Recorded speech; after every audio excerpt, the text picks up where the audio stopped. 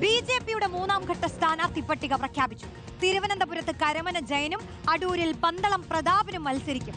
അരുവിക്കരയിൽ നടൻ വിവേക് ഗോപനും മാവേലിക്കരയിൽ അജിമോനും ചിറയൻകീഴിൽ ബി.എസ്. അനൂപുമാണ് സ്ഥാനാർത്ഥികൾ. ഇതോടെ മത്സരിക്കുന്ന എല്ലാ സീറ്റിലും ബി.ജെ.പി. സ്ഥാനാർത്ഥികളായി. വൈ.എസ്. അഭിനന്ദ് ചേരുന്നു. അഭിനന്ദ്, അങ്ങനെ ബി.ജെ.പിയെ സംബന്ധിച്ച് പട്ടിക പൂർണ്ണമാവുകയാണ്. എതിർ സ്ഥാനാർത്ഥികൾ ആരാണെന്നൊക്കെ നോക്കി മതി ബാക്കി ഉള്ള പ്രഖ്യാപനം എന്ന് കരുതി നിൽക്കുകയായിരുന്നു. എല്ലാവരും പൂർണ്ണമായി ഇപ്പോൾ പ്രഖ്യാപിക്കുകയാണല്ലേ? ആരൊക്കെയാണ് സ്ഥാനാർത്ഥികൾ?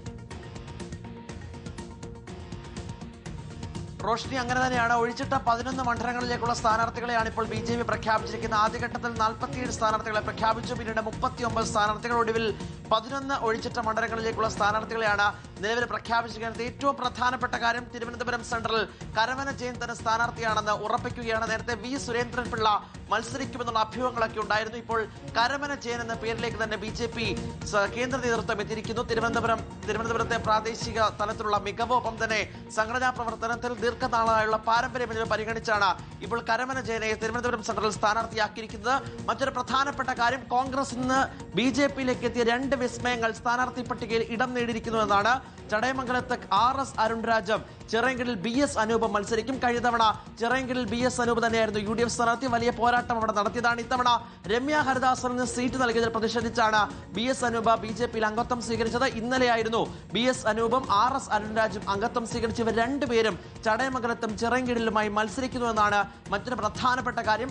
അതോടൊപ്പം തന്നെ ചവറയിൽ കഴിഞ്ഞ തവണ സ്ഥാനാർത്ഥിയായ നടൻ വിവേക് ഗോപൻ ഇത്തവണ അരുവിക്കരയിലായിരിക്കും മത്സരിക്കുക. മറ്റ് പ്രധാനപ്പെട്ട സ്ഥാനാർത്ഥികൾ പീരുമേടിൽ വീരദീഷ, പുതുപ്പള്ളിയിൽ രവീന്ദ്രൻ വാകത്താനം, മാവേലിക്കരയിൽ അജിമോൻ, അടൂരിൽ പന്തളം പ്രതാപൻ. കഴിഞ്ഞ തവണ അടൂരിൽ സ്ഥാനാർത്ഥിയായിരുന്നു. നേരത്തെ കോൺഗ്രസിൽ നിന്ന് എത്തിയതാണ്. പന്തളം സുധാകരന്റെ അനുജനാണ് പന്തളം പ്രതാപൻ. അടൂരിൽ NDA സ്ഥാനാർത്ഥിയെ മത്സരിക്കുന്നു. KR രാജേഷ് ചവറയിൽ മത്സരിക്കുന്നു. വിവേക് ഗോപൻ അരുവിക്കരയിൽ, കോവളത്ത് TN സുരേഷ്, നെയ്യാറ്റിൻകരയിൽ S രാജശേഖരൻ നായർ.